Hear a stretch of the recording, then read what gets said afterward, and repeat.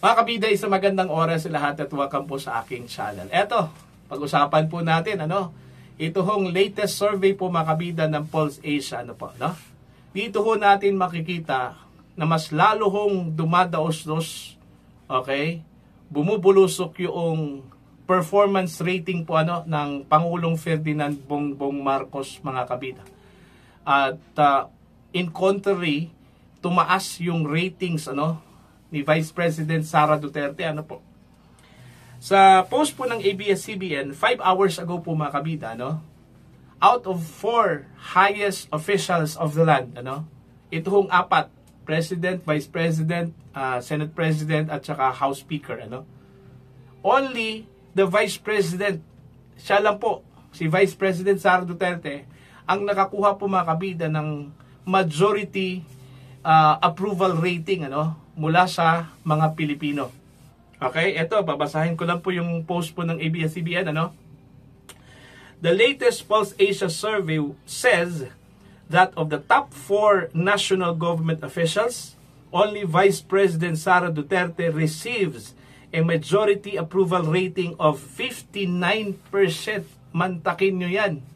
Napakataas. Majority of the Filipino people, ang sumang-ayon po sa performance, mga kabida, ni VP Sara. A 25% indecision, meaning undecided po, and a 16% disapproval rating. Okay? 16% lang po yung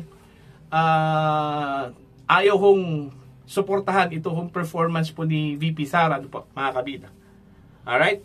On the other hand, okay, ito po. On the other hand, President Ferdinand Marcos Jr. garners a 25% approval rating. Napakababa po, 25% lang po. Okay? Kung baga, so 100% po, 25% lang po, 1/4 mga kabida, ang nagsabi na kontento po sila sa performance po ng Pangulong Ferdinand Marcos. Ayon. While 22% mga kabida, undecided, hindi ho makapagdesisyon.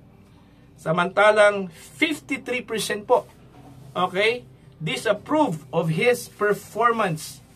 Kumbaga halos magkabaliktad lang po, ito hong performance rating ni Vice President Sara at yung disapproval rating po ni Pangulong Ferdinand Bongbong Marcos. Ayon. Okay? For Senate President Francis Escudero, 44% of adults are undecided about his performance, while 39% approve and 18% disapprove. So, mababa po yung approval rating. House Speaker Martin Romualdez receives a majority disapproval rating of 54%. Mantakin nyo dami hong perang binibigay po, Okay? Kilala ho itong si Speaker Romualdez, mga kabida, na King of Ayuda, dito ho sa Pilipinas. Alright? Dami hong binibigyan po ng ayuda. Okay? Pero ito pa rin yung kanya hong nakuha. Kumbaga, hindi ho nila gusto ang ginagawa po ni Speaker Martin Romualdez. 54%. Mantakin nyo yan. Ganyan kalaki, With only 14% approving of his performance and 31% undecided on the matter. So, kahit na ang dami hong perang binibigay, okay, na halos angkinin na lang po mga kabida, okay, kasi yung pagkasabi daw is, at ito, bigay po ni Speaker. Parang ganun Pero hindi pa rin umobra po mga kabida yung ganung klase yung sistema, Okay? Kumbaga, parang lumabas po mga kabida na tinanggap lang po ng mga tao yung pera, tapos yung dikta po ng kanilang puso, kung sino ang gusto ho nilang piliin, ay iba. Iba po. So, it goes to show po mga kabida na parang, okay, pumunta lang po sila doon po sa venue, okay, kung saan po ay namimigay po ng pera. ito hong mga congressmen po natin mga kabida, bilang ayuda po. Tinanggap lang po yung pera, ano? Okay, pagkatapos uwi kagad at parang wala lang po. Oh. Diba? So, itong nangyari po ngayon, yung performance rating po ni Pangulong Marcos na bumagsak at itong performance rating ni VP Sara na tumaas po mga kabida. Ang indikasyon po dito, para lang po sa akin is because of Duterte effect. Okay? Because of Duterte effect. Okay? Unang-una po, yung blunder talaga mga kabida na ginawa ng Marcos administration, ano? Ito hong pag-aresto po kay dating Pangulong Rodrigo Roa Duterte. Ito yung pinaka ugat sa lahat ng ito kung bakit bumulusok yung performance rating ng Pangulo, ano? Kumbaga, yung kanya hong mga tagapagsalita po mga kabida sa Malacanang, kahit na po walang connection yung tanong ng mga media doon po sa kanya, sinisingit pa rin ito hong Duterte. Okay? So, puro Duterte na lang po, ano? Wala na pong ibang magawa ito hong gobyernong ito, puro Duterte, against Duterte. Okay? Yun siguro, para sa akin, yung dahilan kung bakit naiinis na po yung mga tao, ano? Kumbaga, frustration ba? Out of frustrations. And of course, yung sinasabi po nilang sympathy vote, ano? Na nangyari po mga kabida, mantakin nyo, pati yung mga kandidato ho ng PDP Laban po ay parang naging beneficial po sa kanila. Ito hong pinagagawa po ni Pangulong Ferdinand Bongbong Marcos, ano? Ito hong kanya hong gobyerno po. Kahit sila po mga kabida, tumaas yung kanila hong ratings, ano? Sa mga surveys. Oh, ito hong kay Vice President Sara, indicative po itong mga kabida na despite doon po sa mga aligasyon laban po sa kanya, ano? Despite doon po sa mga strategy ho na ginawa po ng gobyernong ito para lang po bumagsak yung pagtingin ho ng mga tao po, ano, sa mga Duterte, parang wala hong effect yun. Okay? Wala pong effect kasi ho, mas lalong tumaas po mga kabida ito hong performance rating po ng Vice Presidente po natin, ano. So ano kayang pwedeng gawin po ng gobyerno dito, ano? Siguro reverse psychology, ano? Para po baliktad yung resulta po mga kabida.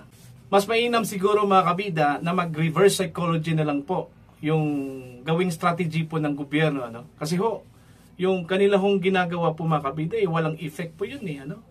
Yung reverse psychology, parang gusto ho nilang purihin si Vice President Sara Duterte, yung kanya hong mga ginagawa, baka po babaliktad yung resulta mga kabida, no? Okay. So, yun po, ano?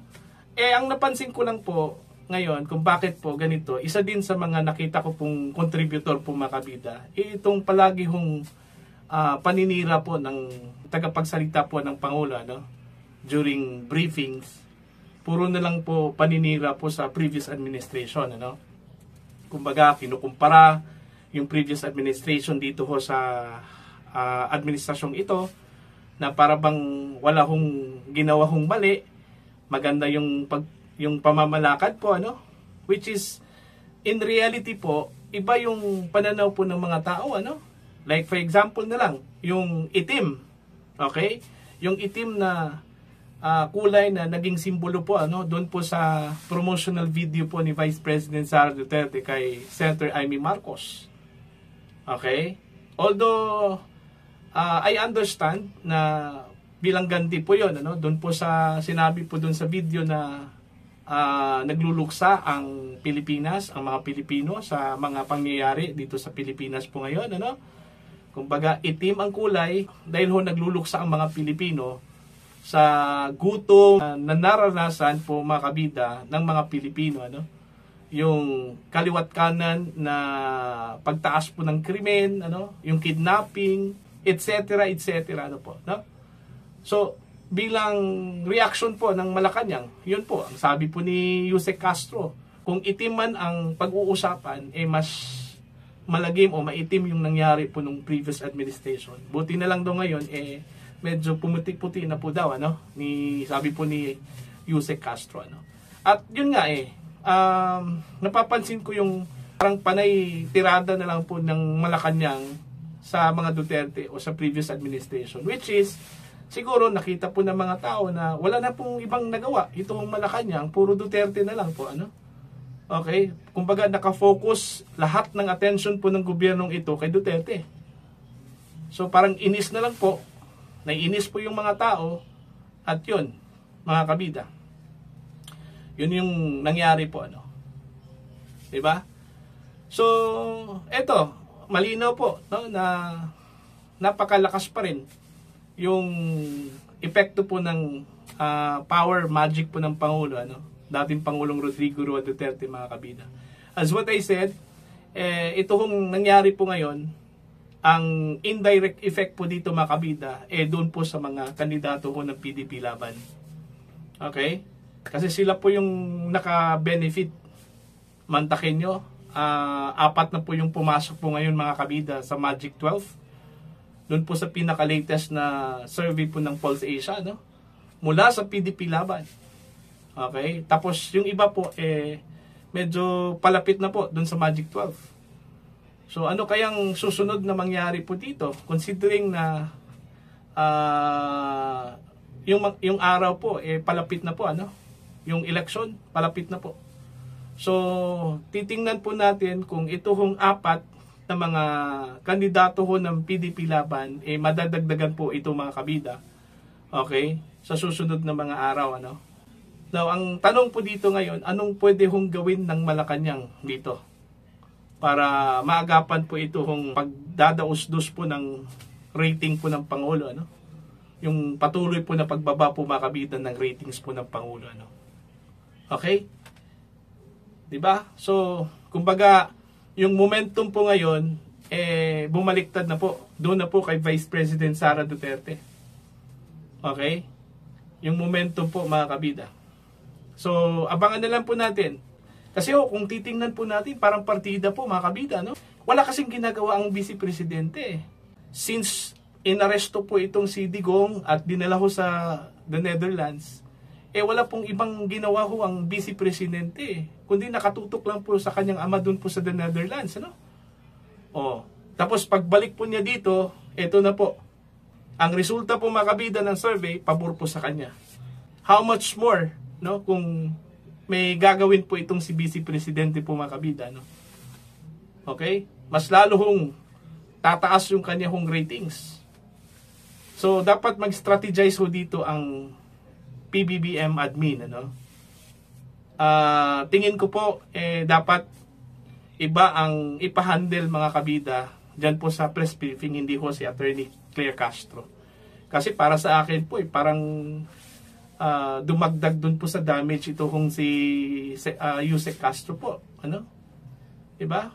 Puro na lang po atake, ano?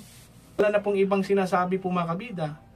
Doon po sa media, panay atake na lang po, ano? Sa previous administration.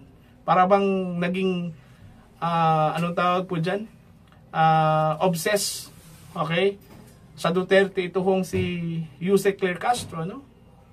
Yun yung observation po sa kanya, mga kabida. Kaya nga marami hong naiinis po sa kanya, Alright? So, dapat mag-isip po itong administrasyong ito and re-strategize po. Okay? Para makarecover po sila, no? Dito ho sa parang dagok po, ano? Sa Marcos administration po, mga kabida. So, para po sa inyo, ano po yung inyong opinion at pananaw po dito, mga kabida, ano po? Okay? You can comment down sa mga hindi pa po subscriber sa akin channel. Please subscribe. Just click the subscribe button. Click the notification bell. Click all para updated po kayo sa aking mga uploads. Maraming salamat po sa inyong lahat, mga kabida.